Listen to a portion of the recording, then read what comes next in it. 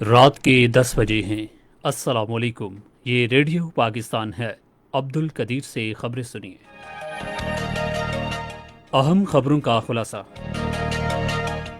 منصوبہ بندی کے وزیر نے کہا ہے کہ احتیاطی تدابیر پر سنجیدگی سے عمل درآمد نہ کرنے سے کورونا وبا کی تیزی سے پھیل سکتی ہے۔ مواصلات کے وزیر نے کہا ہے کہ حکومت نے مشکل وقت میں عوام کو سب سے بڑا امدادی پیکج فراہم کیا ہے۔ اسلامک اکنامکس پر بین الاقوامی کانفرنس سے خطاب کرتے ہوئے مشیر خزانہ نے عالمی اقتصادی چیلنجز پر قابو پانے کے لیے اسلامی بینکاری کے کردار کو اجاگر کیا ہے۔ اور پاکستان نے مقبوضہ کشمیر اور آزاد جموں کشمیر کی صورتحال سے متعلق بھارتی وزیر دفاع کے بیان کی مذمت کرتے ہوئے دو ٹوک انداز میں مسترد کر دیا ہے۔ اور اب خبریں تفصیل کے ساتھ۔ منصوبہ بندی کے وزیر اسد عمر نے کرونا وائرس کی وبا کے پھیلاؤ کی روک تھام کے لیے معاشرتی اور انفرادی سطح پر ہنگامی اقدامات کی ضرورت پر زور دیا ہے۔ انہوں نے آج اسلام آباد میں national command and operation centre میں صحافیوں کو بریفنگ دیتے ہوئے کہا کہ احتیاطی تدابیر پر سنجیدگی سے عمل درآمد نہ کرنے سے کورونا کی وبا تیزی سے پھیل سکتی ہے۔ انہوں نے کہا کہ وزیر اعظم کا ہمیشہ سے یہی نظریہ ہے کہ احتیاطی تدابیر کے ذریعے کورونا پر قابو پایا جا سکتا ہے۔ انہوں نے کہا کہ ٹیسٹنگ کی گنجائش بھی بڑھائی جا رہی ہے اور اب روزمرہ بنیادوں پر 30,000 ٹیسٹ کیے جا رہے ہیں، جو ابتدائی طور پر صرف 500 کے قریب تھے۔ انہوں نے کہا کہ آئندہ 4 سے 6 ہفتوں میں ٹیسٹنگ کی گنجائش 1.5 لاکھ تک بڑھنے کی توقع ہے۔ سائنس اور ٹیکنالوجی کے وزیر فواد حسین چودھری نے کہا ہے کہ پاکستان میں کرونا وائرس کے مریضوں کی صحتیاب ہونے کی شرح دنیا میں سب سے زیادہ ہے۔ انہوں نے ایک نجی ٹی وی چینل سے گفتگو کرتے ہوئے کہا کہ پاکستان نے مقامی طور پر تیار کی جانے والی 100 ارب ڈالر کی کٹس برآمد کرنے کا ہدف مقرر کیا ہے۔ فواد چودھری نے کہا کہ drug regulatory authority of Pakistan نے ملک میں تیار کی جانے والی کٹس کی منظوری دے دی ہے، جن کی ٹیسٹ درست ہونے کی شرح 99% ہے۔ انہوں نے کہا کہ اس سے ٹیسٹنگ کی لاگت موجودہ لاگت کے 1/3 کے برابر ہوگی۔ وزیر مواصلات مراد سعید نے کہا کہ حکومت نے بدحالی کا شکار اداروں کو شفافیت، بہتر خدمات اور جدید ٹیکنالوجی کے ذریعے خود کفیل بنایا ہے۔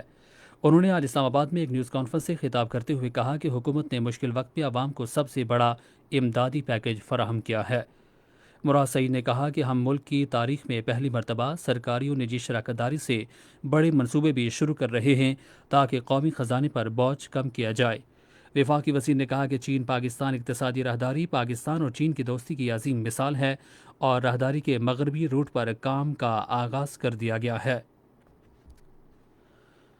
مشیر خزانہ ڈاکٹر عبدالحفیظ شیخ نے ترقی پذیر ممالک پر زور دیا ہے کہ وہ عالمی مالیاتی چیلنجز سے نمٹنے کے لیے اسلامی بینکاری سے استفادہ کریں۔ انہوں نے استنبول میں اسلامک اکنامکس اینڈ فائنانس پر ایک بین الاقوامی کانفرنس سے ویڈیو لنک کے ذریعے خطاب کرتے ہوئے کہا کہ پاکستان میں اسلامی بینکاری تیزی سے فروغ پا رہی ہے۔ انہوں نے کہا کہ عالمی اسلامی بینکاری صنعت کی مالیت 20 کھرب ڈالر سے زائد ہے اور 60 ممالک میں اسلامی بینکاری کے اداروں کی 1400 شاخیں ہیں۔ پاکستان میں اسلامی بینکاری اس شعبے میں عالمی ترقی سے مطابقت رکھتی ہے۔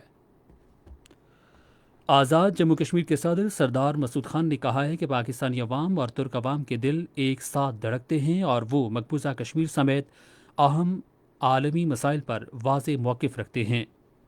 انہوں نے یہ بات ترک زبان میں international civil society and strategic advocacy organisation Kashmir Civitas کے ویب پورٹل کی افتتاحی تقریب کے موقع پر ایک ویڈیو پیغام میں کہی۔ سردار مسعود خان نے یقین ظاہر کیا کہ کشمیر سیوٹاس ویب پورٹل سے دنیا بھر میں کشمیریوں کی حالت زار اجاگر کرنے میں نئے ڈیجیٹل مواقع فراہم ہوں گے اور کشمیریوں کے حق کے خود ارادیت کے لیے ایک پلیٹ فارم فراہم ہوگا۔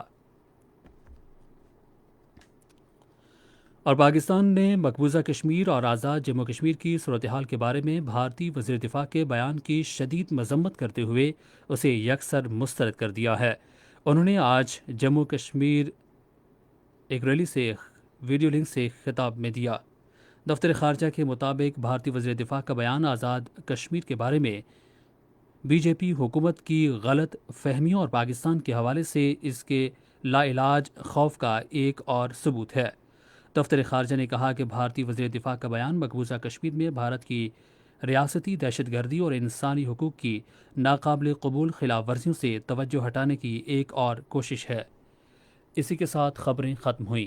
مزید خبروں اور تجزیوں کے لیے آئیے ہماری ویب سائٹ پر، پتہ ہے radio.gov.pk، اور فیس بک کے link radio Pakistan news official پر براہ راست ویڈیو سٹریمنگ بھی ملاحظہ کیجیے۔